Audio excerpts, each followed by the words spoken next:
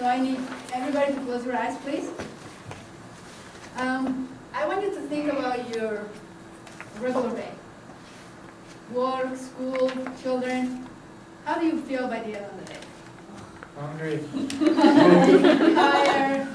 So you go home and make yourself your own home. And when you open the door, the first thing that hits you is the smell of dinner ready. Beef, you can smell the spices.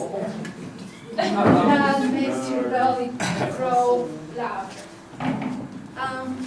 You can open your eyes now. So, who has had this experience before? Who has felt super hungry and your belly hurts because you're starving?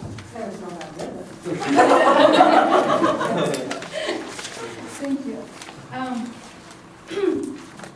So, we all get hungry, we all eat, we have 3 meals a day, sometimes we have snacks, but we're students, we're parents, and we hardly have time to have a snack, much less a full meal. So, we all have favorite foods, right? My favorite food is Mexican food, of course, and I love tacos. Taco Bell has pretty good tacos. I like the crispy tacos. They're not so bad. But when I think about tacos, I think about my mom's cooking. I just think about, she loved to cook, and she always made everything from scratch. She would cook the corn, grind it, and make tortillas.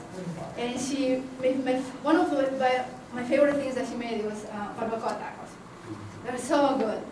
And I will tell you about the traditional way to make barbacoa, the conventional way or common way, and why you should eat tacos for barbacoa. So, the traditional way is quite a laborious process, and James Payton, a renowned chef, tells about it in one of his recipes. He tells about the lengthy process of doing it the traditional way. That's how I first learned to make barbacoa. That's how the first time I had it. You had to dig a 3 feet deep pit. You put hot coals at the bottom. You put a rack and you put a steamer on top of it. And you can make barbacoa beef, goat, sheep, or pork. My favorite is beef. So when you have your beef, you wrap it in banana leaf or maguey leaf. And then you put it in the steamer, seal the pit, and cover it with dirt. And put more hot coals at the top of it. And you let it cook overnight. And barbacoa is a breakfast dish for Mexican families. And usually we have it on Sundays when we have family, everybody's together. So that's the traditional way. Now the common way, I talked to my mom this month. Mom, I need help. So I called her and she said, well, it will be kind of hard to do it that way. And so we use the slow cooker. And you just find your beef, put it in there, throw a cup of water, put some onion, a few cloves of garlic. Everything has to be fresh, of course. Bay leaves, you put a couple bay leaves, and cilantro. Some salt for taste, and just cover it and let it simmer overnight, slow. And in the morning, you just have to get out, and the smell has to want you to get out of bed. It smells. My husband said this morning, oh, that smells so good. And I got up, and I was hungry. It smelled so good. It reminded me of when I was a little kid. So that's the traditional way.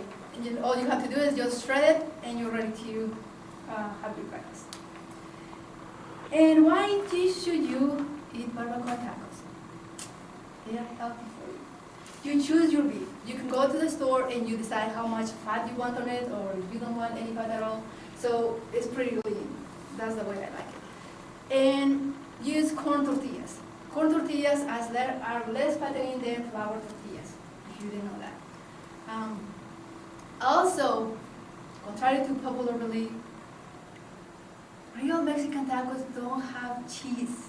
And don't have flour. So that cuts a lot of the fat. Japanese, we make our own salsa, tomatoes, onions, cilantro, hot peppers, of course, and it's fresh, and that's all you need. So that's why you should make barbacoa tacos. So I told you about the traditional way, the common way, and why they're good for you. And so in summarization, you don't have to run around town trying to find banana leaves or maguey leaves, and you don't have to be digging that 3 deep pit. So you just go and throw it in your slow cooker, and you have your barbacoa ready. And just remember, they are good for you. And I would like you to try this recipe with your family, make it, and I'm sure they're gonna love it. And if you try it, let me know. And that's it. Thank you.